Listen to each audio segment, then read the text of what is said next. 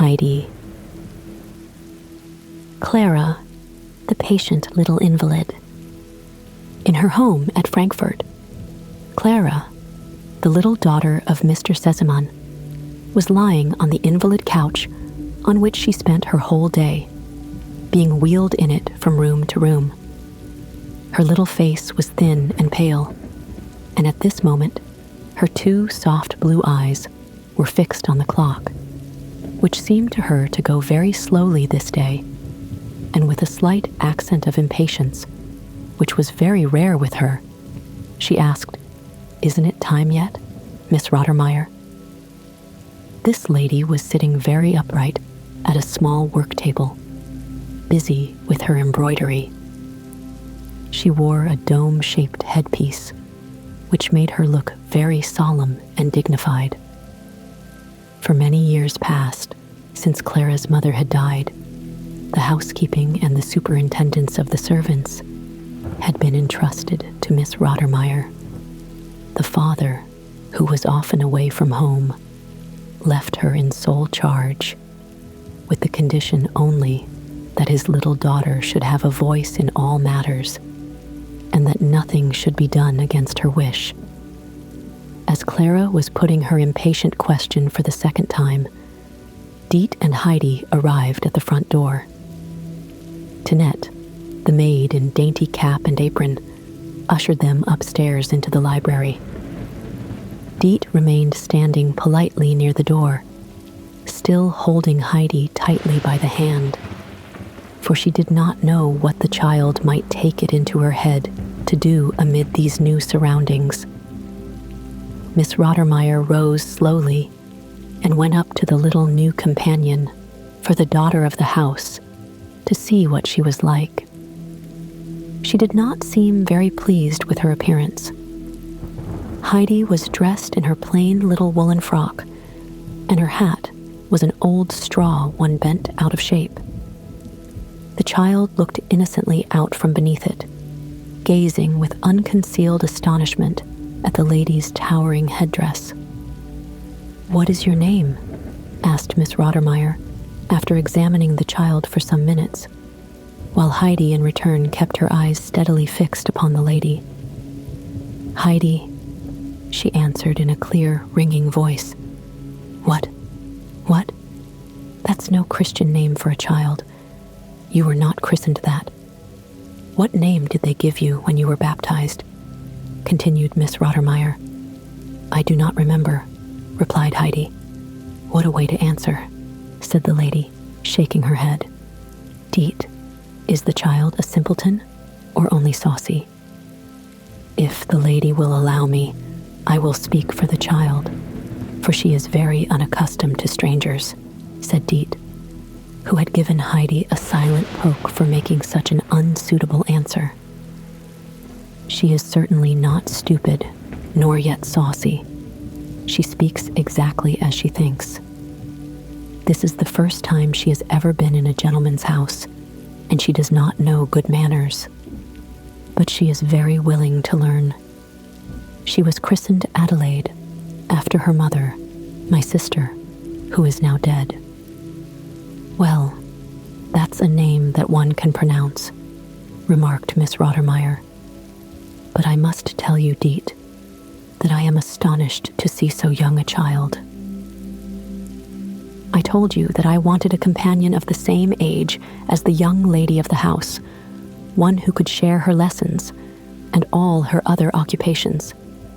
Miss Clara is now over 12. What age is this child?" "If the lady will allow me," began Diet again, in her usual fluent manner. "I myself had lost count of her exact age. She is certainly a little younger, but not much. I cannot say precisely, but I think she is 10 or thereabouts." "Grandfather told me I was 8, put in Heidi.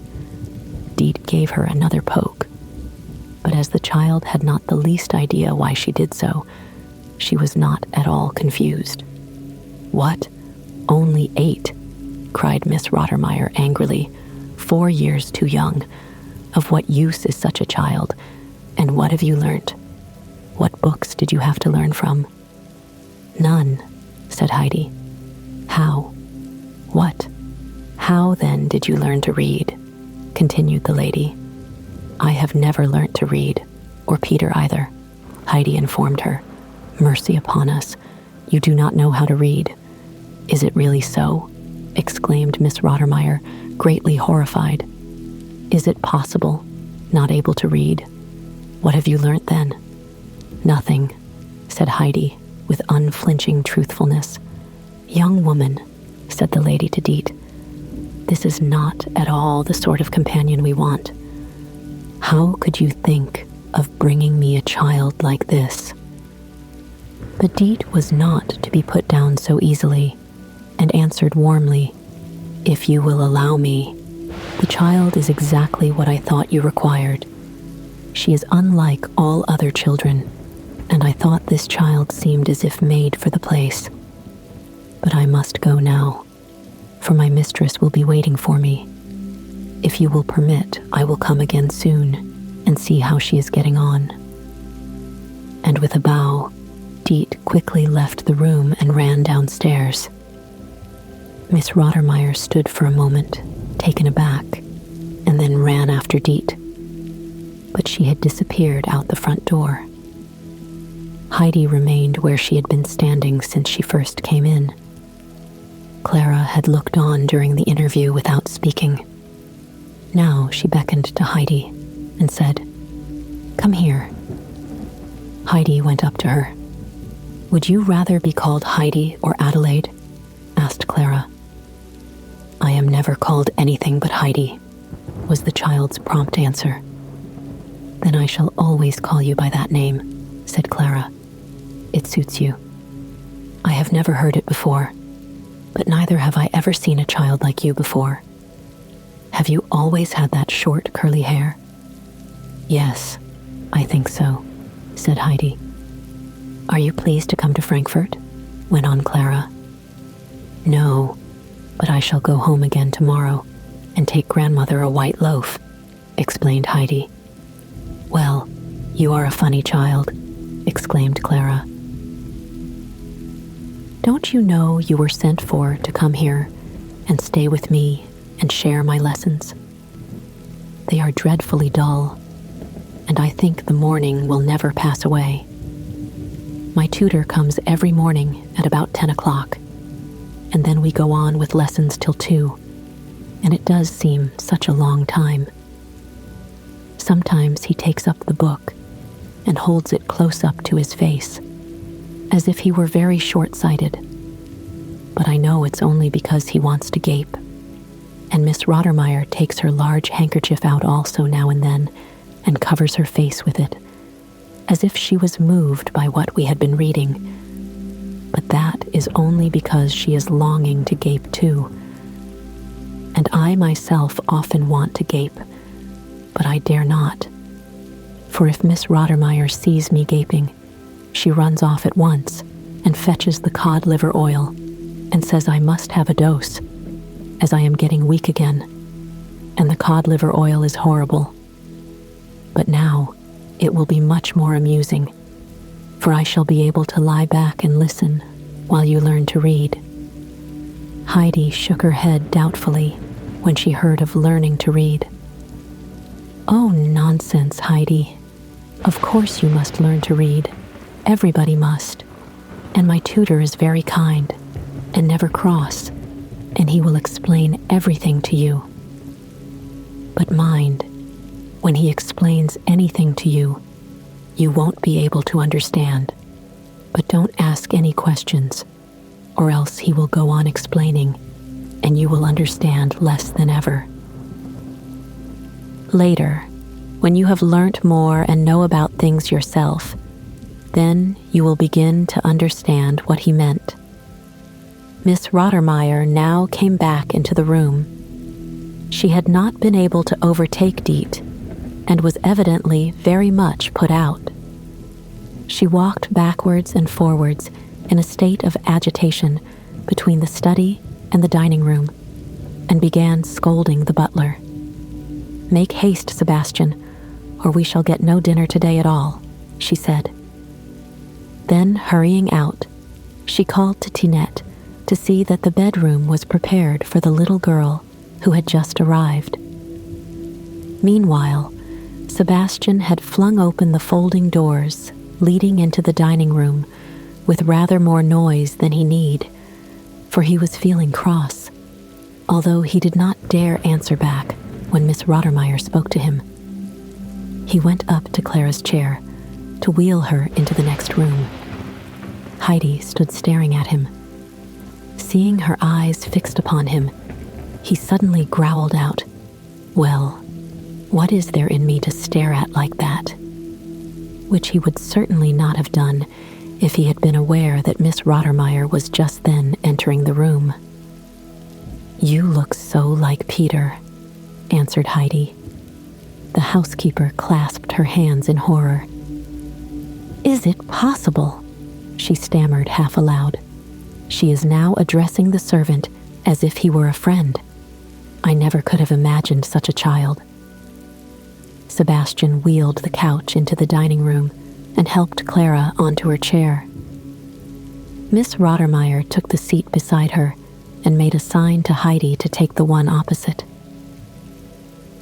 Beside Heidi's plate lay a nice white roll, and her eyes lighted up with pleasure as she saw it. When Sebastian came up to her side and handed her the dish of fish, she looked at the roll and asked, "Can I have it?" Sebastian nodded, and Heidi immediately seized the roll and put it in her pocket. Sebastian still remained standing beside Heidi. It was not his duty to speak, nor to move away until she had helped herself. Heidi looked wonderingly at him for a minute or two, and then said, "Am I to eat some of that too?" Sebastian nodded again. "Give me some then," she said, looking calmly at her plate. "I see. I shall have to teach you the first rules of behavior," said the housekeeper with a sigh. "You must not speak to Sebastian at table, or at any other time, unless you have an order to give him. And then you are not to address him as if he was someone belonging to you. Never let me hear you speak to him in that way again. It is the same with Tinette. And for myself, you are to address me as you hear others doing. Clara must herself decide what you are to call her." "Why, Clara, of course," put in the latter. Then followed a long list of rules as to general behavior, during the course of which Heidi's eyes gradually closed, for she had been up before 5 o'clock that morning and had had a long journey. She leaned back in her chair and fell fast asleep. Miss Rottermeier, having at last come to the end of her lecture, said, "Now remember what I have said, Adelaide. Have you understood it all?" "Heidi has been asleep for ever so long," said Clara, her face rippling all over with amusement, for she had not had such an entertaining dinner for a long time. "It is really insupportable what one has to go through with this child," exclaimed Miss Rottermeier, in great indignation, and she rang the bell so violently that Tinette and Sebastian both came running in. But no noise was sufficient to wake Heidi, and it was with difficulty that they roused her sufficiently to get her to her bedroom. The unfriendly housekeeper. When Heidi opened her eyes on her first morning in Frankfurt, she could not think where she was. Then she rubbed them and looked about her. She was sitting up in a high white bed, in a large, wide room with very long white curtains. Near the window stood 2 chairs covered with large flowered material, and then came a sofa with the same flowers, in front of which was a round table. In the corner was a washstand, with things upon it that Heidi had never seen in her life before. But now, all at once, she remembered that she was in Frankfurt. She jumped out of bed and dressed herself. Then she ran first to one window, and then another. She wanted to see the sky and country outside. She felt like a bird in a cage behind those great curtains. But they were too heavy for her to put aside, so she crept underneath them to get to the window. But she could see nothing but walls and windows. She felt quite frightened and ran backwards and forwards, trying to open first one and then the other of the windows. For she felt that somewhere outside there must be the green grass and the last unmelted snows on the mountain slopes. But the windows remained immovable. Try what Heidi would to open them. Suddenly there was a knock on the door, and immediately after Tinette put her head inside and said, "Breakfast is ready." Heidi had no idea what an invitation so worded meant, and Tinette's face did not encourage any questioning on Heidi's part. Heidi was sharp enough to read its expression and acted accordingly. So she drew a little stool out from under the table, put it in the corner, and sat down upon it, and there silently awaited what would happen next. Shortly after, Miss Rottermeier appeared. She seemed very much put out and called to Heidi, "What is the matter with you, Adelaide? Don't you understand what breakfast is? Come along at once." Heidi had no difficulty in understanding now and followed at once. Clara gave her a kindly greeting, her face looking considerably more cheerful than usual, for she looked forward to all kinds of new things happening again that day. Breakfast passed off quietly. Heidi ate her bread and butter in a perfectly correct manner. And when the meal was over and Clara wheeled back into the study, Miss Rottermeier told her to follow and remain with Clara until the tutor should arrive and lessons begin. As soon as the children were alone again, Heidi asked, "How can one see out from here and look right down onto the ground?" "You must open the window and look out," replied Clara, amused. "But the windows won't open," responded Heidi sadly. "Yes, they will," Clara assured her. "You cannot open them, nor I either. But when you see Sebastian, you can ask him to open one." It was a great relief to Heidi to know that the windows could be opened and that one could look out. Clara now began to ask her questions about her home, and Heidi was delighted to tell her all about the mountain and the goats and the flowery meadows. Meanwhile, her tutor had arrived. Miss Rottermeier, however, did not bring him straight into the study, but drew him first aside into the dining room, where she poured forth her troubles. It appeared that she had written some time back to Mr. Sesamon to tell him that his daughter very much desired to have a companion.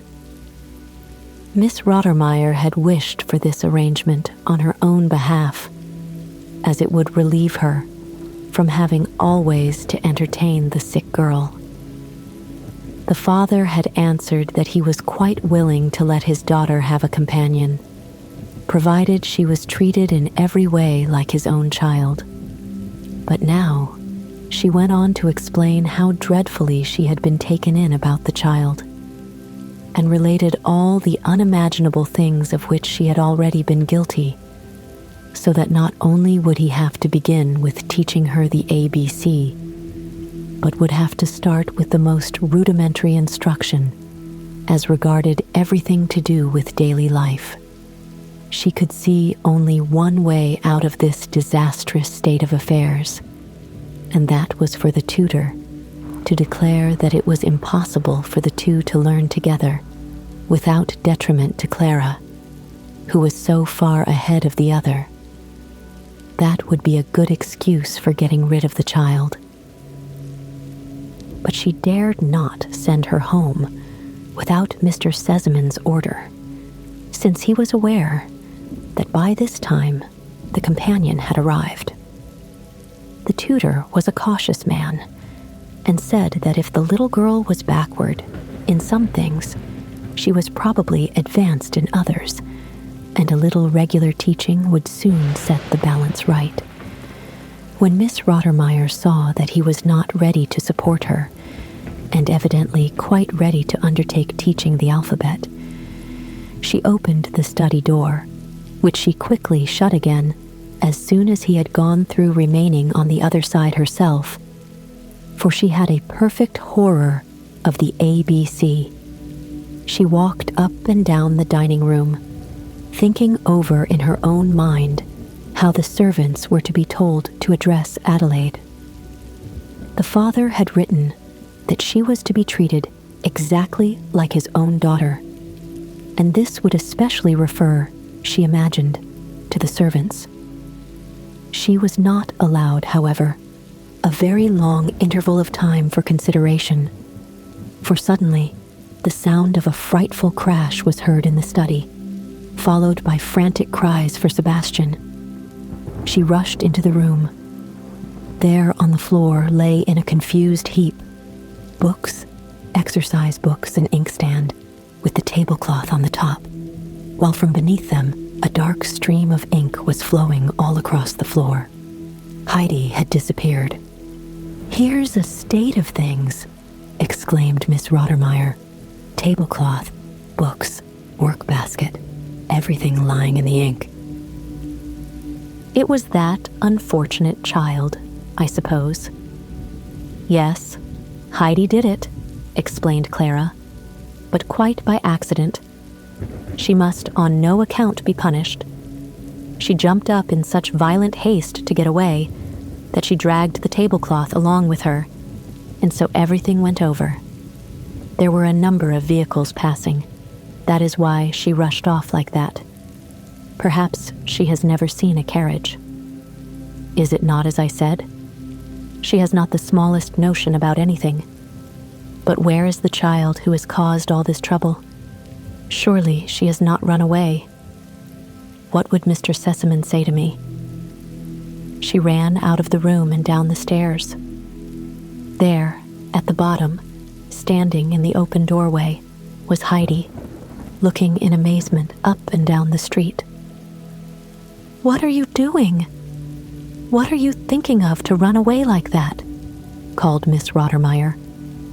"I heard the sound of the fir trees, but I cannot see where they are, and now I cannot hear them any more," answered Heidi, looking disappointedly in the direction whence the noise of the passing carriages had reached her, and which to Heidi had seemed like the blowing of the south wind in the trees, so that in great joy of heart she had rushed out to look at them. Fir trees. Do you suppose we are in the woods? What ridiculous ideas are these? Come upstairs and see the mischief you have done. Heidi followed Miss Rottermeier upstairs. She was quite astonished to see the disaster she had caused, for in her joy and haste to get to the fir trees, she had been unaware of having dragged everything after her. "I excuse you doing this as it is the first time, but do not let me hear of you doing it a second time," said Miss Rottermeier, pointing to the floor. "During your lesson time, you are to sit still and attend. If you cannot do this, I shall have to tie you to your chair. Do you understand?" "Yes," replied Heidi, "but I will certainly not move again." For now she understood that it was a rule to sit still while she was being taught. When Clara had been placed on her couch after dinner, and the housekeeper had retired to her room, Heidi waited for Sebastian, who was coming up from the kitchen with a tray of silver tea things, which he had to put away in the dining room cupboard. As he reached the top stair, Heidi went up to him and addressed him in the formal manner she had been ordered to use by Miss Rottermeier. Sebastian looked surprised and said somewhat curtly, "What is it you want, miss? How can a window be opened?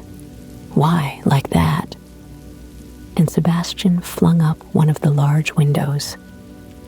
Heidi ran to it, but she was not tall enough to see out, for her head only reached the sill. "There, now Miss can look out and see what is going on below," said Sebastian, as he brought her a high wooden stool to stand on. Heidi climbed up, and at last, as she thought, was going to see what she had been longing for. But she drew back her head with a look of great disappointment on her face. "Why, there is nothing outside but the stony streets. Why, there is nothing outside but the stony streets," she said mournfully. "But if I went right round to the other side of the house, what should I see there, Sebastian?" "Nothing but what you see here," he told her. "Then where can I go to see right away over the whole valley?" "You would have to climb to the top of a high tower, a church tower, like that one over there with the gold ball above it." Heidi got down quickly from her stool, ran to the door, down the steps, and out into the street. She passed a great many people, but they all seemed in such a hurry that Heidi thought they had not time to tell her which way to go. Then suddenly, at one of the street corners, she saw a boy carrying a hand organ on his back and a funny-looking animal on his arm. Heidi ran up to him and said, "Where is the tower with the gold ball on the top?" "I don't know," was the answer. "Do you know any other church with a high tower?" "Yes, I know one." "Come then and show it me. Show me first what you will give me." And the boy held out his hand as he spoke. Heidi searched about in her pocket and presently drew out a card on which was painted a garland of beautiful red roses. She looked at it first for a moment or two, for she felt rather sorry to part with it. Clara had only that morning made her a present of it. But then, to look down into the valley and see all the lovely green slopes. "There," said Heidi, holding out the card. "Would you like to have that?" The boy drew back his hand and shook his head. "What would you like then?" asked Heidi, not sorry to put the card back in her pocket. "Money. I have none, but Clara has. I am sure she will give me some. How much do you want?" 5 cents. "Come along then." They started off together along the street, and on the way Heidi asked her companion what he was carrying on his back. It was a hand organ, he told her, which played beautiful music when he turned the handle. All at once, they found themselves in front of an old church with a high tower. The boy said, "There it is." Heidi caught sight of a bell in the wall, which she now pulled with all her might. "If I go up to the tower, you must wait here, for I do not know the way back, and you will have to show me." "What will you give me then for that?" "Another 5 cents. They heard the key turning inside, and then someone pulled open the heavy, creaking door. An old man came out, and at first looked with surprise, and then in anger at the children, as he began scolding them. "What do you mean by ringing me down like this? Can't you read what is written over the bell? For those who wish to go up the tower." "But I do want to go up the tower," said Heidi. "What do you want up there?" said the old man. "Has somebody sent you?" "No," replied Heidi. "I only wanted to go up and look down on the valley." "Get along home with you, and don't try this trick again, or you may not come off so easily a second time." And with that, he turned and was about to shut the door. But Heidi took hold of his coat and said beseechingly, "Let me go up, just once." He looked round, and his mood changed as he saw her pleading eyes. He took hold of her hand and said kindly, "Well, If you really wish it so much, I will take you." The boy sat down on the church steps to show that he was content to wait where he was. When they had climbed to the top of the tower, the old man lifted Heidi up that she might look out of the open window. She saw beneath her a sea of roofs, towers, and chimney pots. She quickly drew back her head and said in a sad, disappointed voice, "It is not at all what I thought. You see now, a child like you does not understand anything about a view. Come along down and don't go ringing at my bell again." On the way down, they passed the tower keeper's room. At the far end of this was a large basket, in front of which sat a big gray cat. Heidi went up to the basket and broke out into expressions of delight.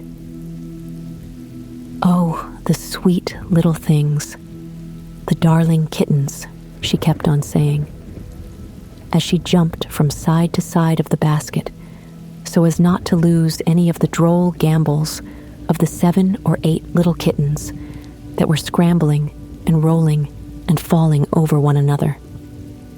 "Would you like to have one?" said the old man, who enjoyed watching the child's pleasure. "For myself, to keep?" said Heidi excitedly, who could hardly believe such happiness was to be hers. "Yes, of course, more than one if you like. In short, you can take away the whole lot if you have room for them." For the old man was only too glad to think he could get rid of his kittens without more trouble. "But how can I take them with me?" asked Heidi, and was going quickly to see how many she could carry away in her hands, when the old cat sprang at her so fiercely that she shrank back in fear. "I will take them for you, if you tell me where," said the old man, stroking the cat to quiet her. "To Mr. Sesaman's, the big house where there is a gold dog's head on the door with a ring in its mouth," explained Heidi. The old man had had charge of the tower for many a long year and knew every house far and near. "I know the house," he said, "but when shall I bring them? And who shall I ask for? You are not one of the family, I am sure." "No, but Clara will be so delighted when I take her the kittens.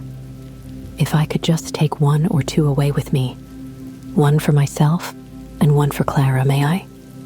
"Well, wait a moment," said the man, and he drew the cat cautiously away into his room, and leaving her by a bowl of milk, came out again and shut the door. "Now, take 2 of them." Heidi's eyes shone with delight. She picked up a white kitten and another striped white and yellow, and put one in the right, the other in the left pocket. Then she went downstairs. The boy was still sitting outside on the steps. In a very short time, they had reached the door with the large dog's head for a knocker. Heidi rang the bell. Sebastian opened it quickly, and when he saw it was Heidi, "Make haste! Make haste!" he cried in a hurried voice. Heidi sprang hastily in, and Sebastian shut the door after her, leaving the boy, whom he had not noticed, standing in wonder on the steps. "Make haste, little miss," said Sebastian again. "Go straight into the dining room. They are all ready at table. Miss Rottermeier looks like a loaded cannon. What could make the little miss run off like that?" Heidi walked into the room. The housekeeper did not look up. Clara did not speak. There was an uncomfortable silence. Sebastian pushed her chair up for her, and when she was seated, Miss Rottermeier said sternly, "Adelaide, you have behaved in a most unmannerly way by running out of the house as you did, without asking permission, without anyone knowing a word about it, and then to go wandering about till this hour. I never heard of such behavior before." "Meow," came the answer back. This was too much for the lady's temper, With raised voice, she exclaimed, "You dare, Adelaide, after your bad behavior, to answer me as if it were a joke?" "I did not," began Heidi. "Meow, meow." "That will do," Miss Rottermeier tried to say, but her voice was almost stifled with anger. "Get up and leave the room." Heidi stood up frightened and again made an attempt to explain. "I really did not. Meow, meow, meow." "But Heidi," now put in Clara, "when you see that it makes Miss Rottermeier angry, why do you keep on saying meow? It isn't I. It's the kittens." Heidi was at last given time to say, "How? What? Kittens?" shrieked Miss Rottermeier. "Sebastian! Tinette! Find the horrid little things, take them away." And she rose and fled into the study and locked the door. When Sebastian entered the dining room, Clara had the kittens on her lap, and Heidi was kneeling beside her, both laughing and playing with the tiny, graceful little animals. "Sebastian," exclaimed Clara as he came in, "you must help us. You must find a bed for the kittens where Miss Rottermeier will not spy them out, for she is so afraid of them that she will send them away at once, but we want to keep them and have them out whenever we are alone. Where can you put them?" "I will see to that," answered Sebastian willingly. "I will make a bed in a basket and put it in some place where the lady is not likely to go. You leave it to me." He set about the work at once, sniggling to himself the while, for he guessed there would be a further rumpus about this someday, and Sebastian was not without a certain pleasure in the thought of Miss Rottermeier being a little disturbed. After some time had elapsed, Miss Rottermeier opened the door a crack and called through, "Have you taken those dreadful little animals away, Sebastian?" He assured her twice that he had done so, and quickly and quietly catching up the kittens from Clara's lap, disappeared with them. Miss Rottermeier retired without speaking, Clara and Heidi following, happy in their minds at knowing that the kittens were lying in a comfortable bed.